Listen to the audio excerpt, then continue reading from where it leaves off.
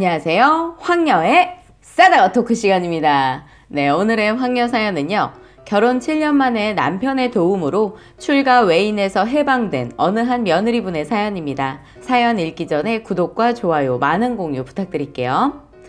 벌써 결혼 8년차가 되었네요. 24살 어린 나이에 결혼해서 그리 늙지도 않은 시어머니 신우에게 결혼하면서부터 받은 스트레스, 시집살이 아닌 시집살이를 겪어왔습니다.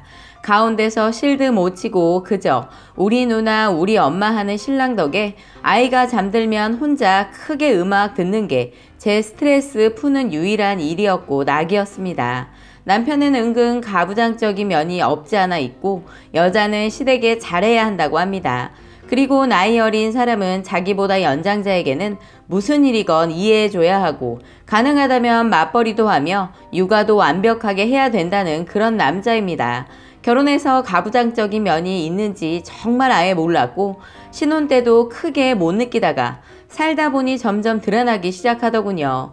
시아버지와 시어머니는 이혼, 형제 중 둘째였던 시아버지는 시댁 큰집으로 명절을 새러 가고 거기 가서 내가 일하는 게 당연시 되었지요. 남편도 자기도 매년 갔다고 우기며 가서 일해야 한다더니 웬걸요? 결혼 이후 첫 명절에 큰집에 갔더니 친척들 하는 말이 아우 이게 얼마만이야? 도대체 명절에 얼마만에 보는 거냐? 너 군대 간 이후로 처음이지? 라고 했는데 당시 남편 28살이었습니다. 어처구니에 기가 찼지만 시댁 큰집 어른들은 좋으신 분들이었고 딱히 불만은 없었네요. 시어머니는 남편과 결혼할 때쯤 다른 분과 동거를 하셨고 그분과 혼인신고를 한지는 잘 모르겠지만 너의 시댁은 여기다 라고 생각하는 분입니다. 시댁 큰집에 들렀다 명절 오후면 시어머니께 들렀습니다. 하지만 걸어서 10분 거리 옆 아파트의 친정이지만 시댁은 출가 외이니 어디 친정에 갈 생각을 하느냐. 친정 식구들과도 발길을 줄이라고 하는 겁니다.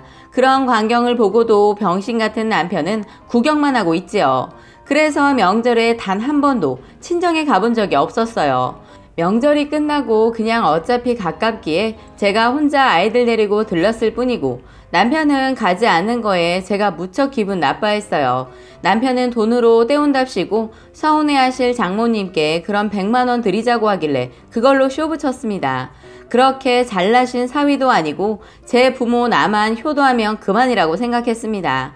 시어머니 친정에 돈 준 거 아시고는 펄펄 뛰었지만 남편이 그럼 처갓집 간다 했더니 그건 또 안 된다며 잡네요.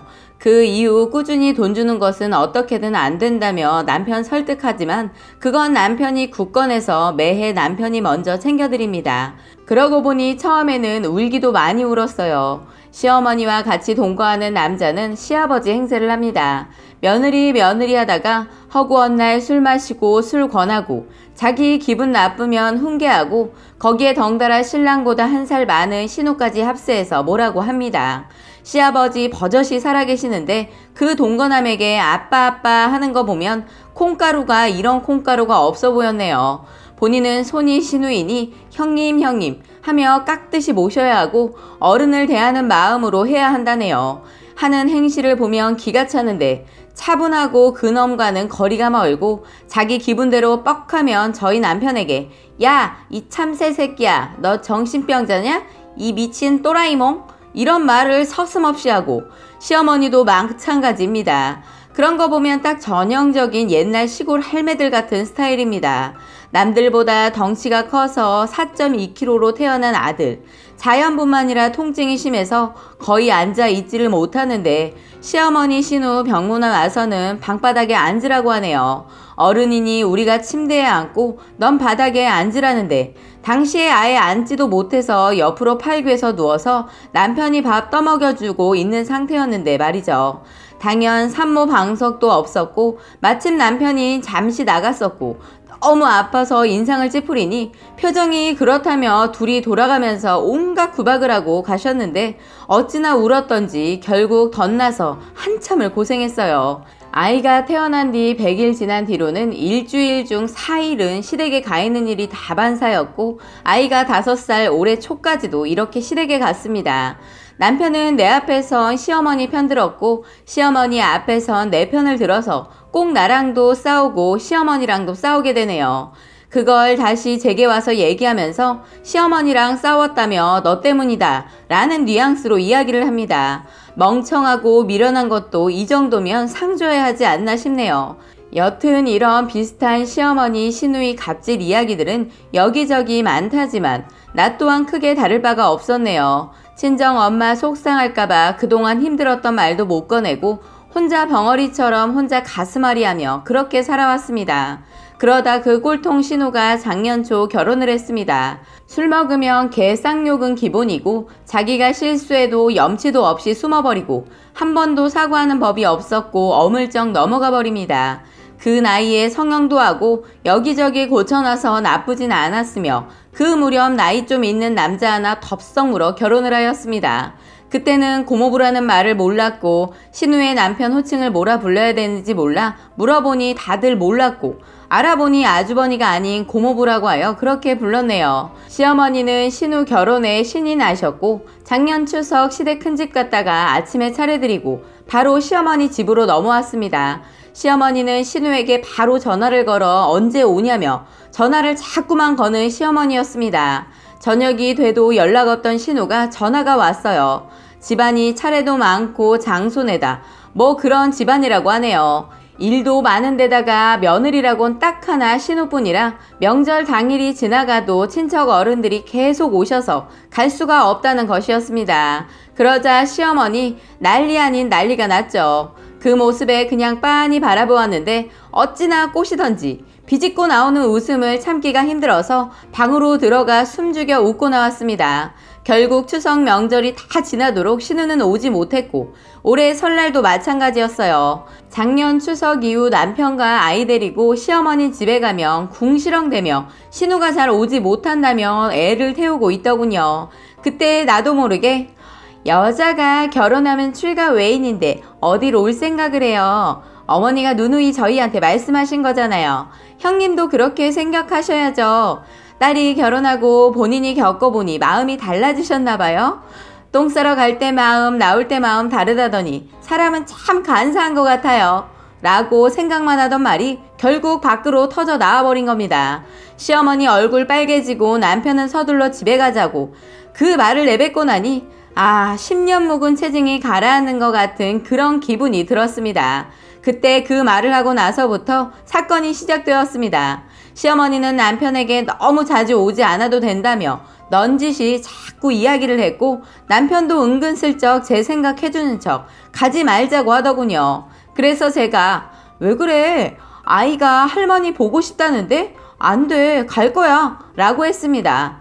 2달 정도는 친정도 못 가고 일주일 내내 시댁 방문을 했습니다. 시어머니는 뭐라 말도 못하고 그 사이 신우가 한번 오려고 전화 온 거 제가 받아서는 여자가 시집가서 어디 친정 올 생각을 하세요. 형님, 그 나이 되도록 음식도 잘 못하고 소질도 없는데 이참에 시댁 가셔서 많이 배우세요. 제사도 많으면 많이 도와드리고 해야죠. 했더니 씩씩 대다가 형님이 전화 끊고는 남편과 시어머니 둘이 애가 타는 게 보이더군요.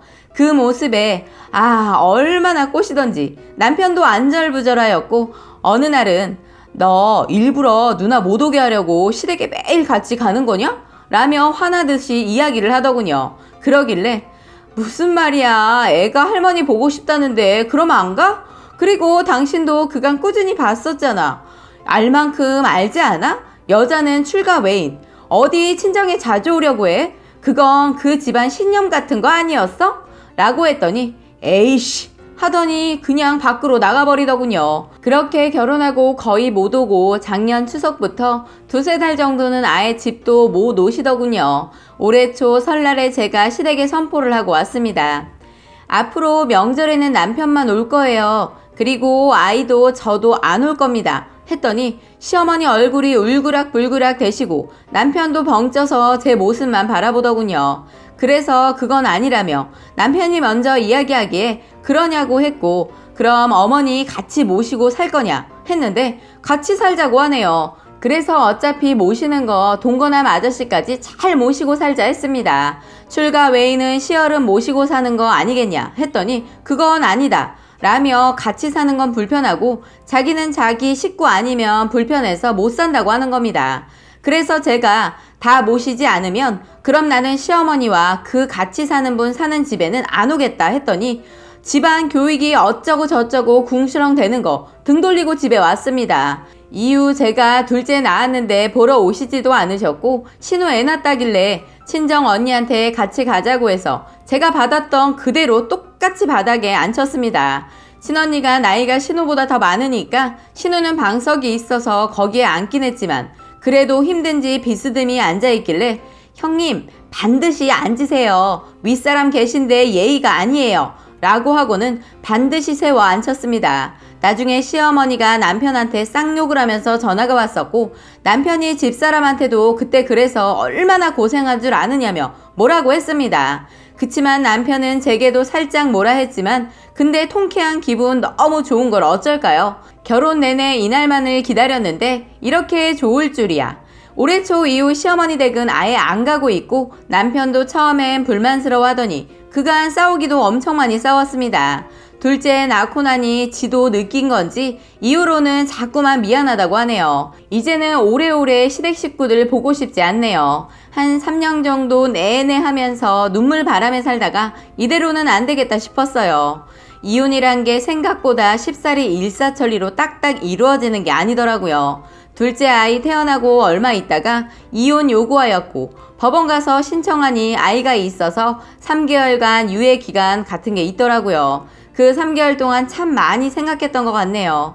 아이도 점점 더 이뻐지고 배밀이도 하고 뒤집기도 하니 그래도 아이 아빠가 필요하지 않나 싶기도 했고요. 남편도 내가 더 잘할게 라고 하며 최종 일자에 나가지 않고 그냥 일종의 해프닝처럼 없었던 일로 하였고 서로 좀 마음을 다지게 되는 그런 계기가 되었네요. 그 뒤로 제가 슬슬 말대답 시작하고 아이 있는데 신우가 욕하면 형님 그 입 좀 담으세요 하고 꽥 소리도 지르고 했습니다. 물론 처음엔 신우 시모가 저더러 미쳤냐며 뭐라 했지만 남편은 그 모습에도 아무 말 없이 있으니 넌 무슨 말이라도 해보라며 애가 하는 지금 이게 경우 있는 행동이냐 라고 하셨죠.